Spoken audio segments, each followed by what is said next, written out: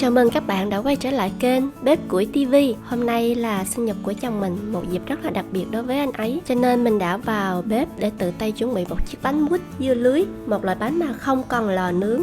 Nào hãy cùng vào bếp để thực hiện với Bếp Củi TV nha. Để thực hiện chúng ta gồm có những nguyên liệu như sau.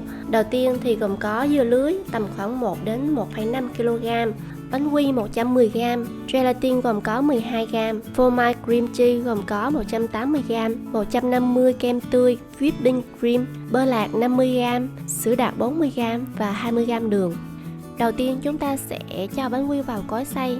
Chúng ta sẽ xay nhuyễn bánh quy ra để làm đế bánh nha các bạn.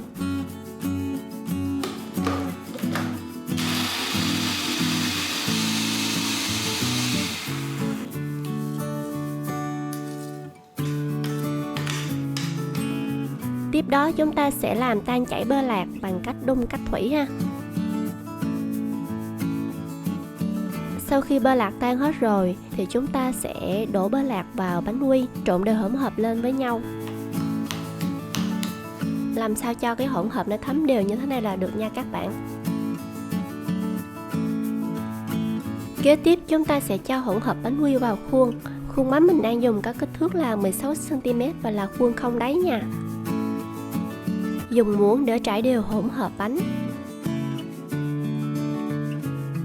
Sẽ dùng một cái ly để nén bề mặt bánh để làm cho đế bánh được cứng và chắc hơn. Sau đó mình sẽ để trong tủ lạnh trong vòng 30 phút để cho đế bánh được cứng lại nha. Trong lúc đó mình sẽ cắt dưa lưới để làm nhân bánh và mặt bánh. Wow, màu cam của dưa lưới đẹp quá mấy bạn ơi. Mình sẽ không dùng hạt dưa lưới nên mình sẽ lấy hết tất cả các hạt dưa lưới ra. Dùng muỗng múc từng viên dưa lưới để trang trí cho bề mặt bánh. Các bạn cũng có thể chọn dưa lưới có màu trắng hoặc xanh ha.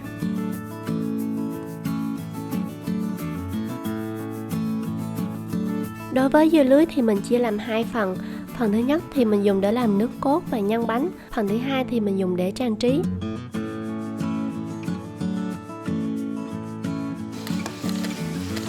Cho dưa lưới vào cối xay nhuyễn để chúng ta làm phần nước cốt.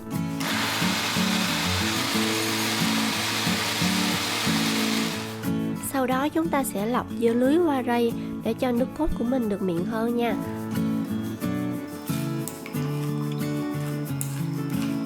Và mình đã có 150ml nước cốt dưa lưới. Bây giờ mình sẽ ngâm gelatin trong nước đá. Mục đích của việc ngâm gelatin trong nước đá để tránh hao hụt lượng gelatin trong những mùa nắng nóng như thế này nhé các bạn. Tiếp theo mình sẽ cho phô mai vào tô để đánh nhuyễn phô mai ra. Cho sữa đặc vào, các bạn cũng có thể thay thế sữa đặc bằng đường tùy theo sở thích của các bạn nha. Chúng ta sẽ đánh đều hai hỗn hợp này lại với nhau. Mình sẽ vớt gelatin đã ngâm trong nước đá ra để đun cách thủy.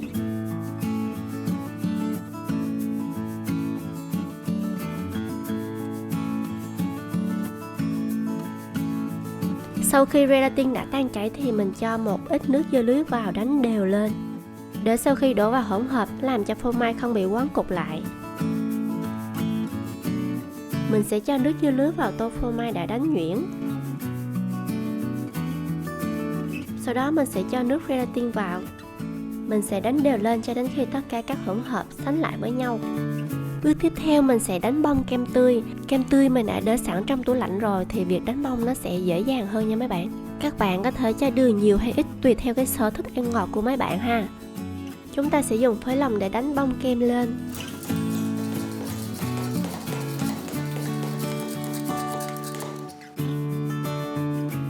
Mình sẽ đánh kem cho đến khi bông như thế này là được nha mấy bạn.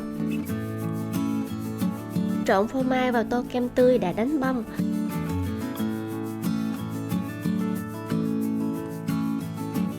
Rồi tiếp tục đánh hỗn hợp đều như thế này là được nhé.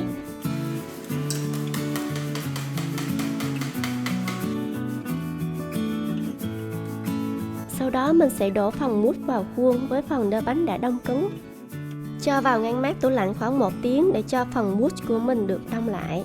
Sau 1 tiếng mình lấy bánh ra. Để cho bánh mousse dưa lưới của mình ăn đỡ ngán và tăng hương vị, cho một lớp dưa lưới đã cắt hạt lựu vào giữa bánh.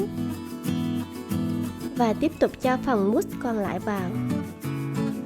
Lúc này mình tiếp tục để ngăn mát khoảng 2 tiếng cho phần mousse đông lại. Trong lúc chờ đợi, mình sẽ chuẩn bị cho phần mặt bánh. Ngâm 4g gelatin còn lại vào nước đá lạnh. Vớt gelatin ra và đun cách thủy cho đến khi gelatin đã tan chảy. Mình sẽ cho 10g đường còn lại vào 100ml nước dưa lưới, đổ gelatin vào và khuấy đều cho hòa tan các hỗn hợp lại với nhau. Sau 2 tiếng phần mousse đã đông lại, mình sẽ đổ phần thạch lên bề mặt bánh. Các bạn dùng muỗng rải đều lên bề mặt bánh nhé, tránh đổ quá mạnh sẽ làm hỏng mặt bánh ha. Cho bánh vào ngăn mát tủ lạnh từ 4 đến 5 tiếng và sau 4 đến 5 tiếng mình sẽ lấy bánh ra. Để lấy bánh ra một cách dễ dàng, mình sẽ dùng khăn ấm áp quanh thành khuôn ha.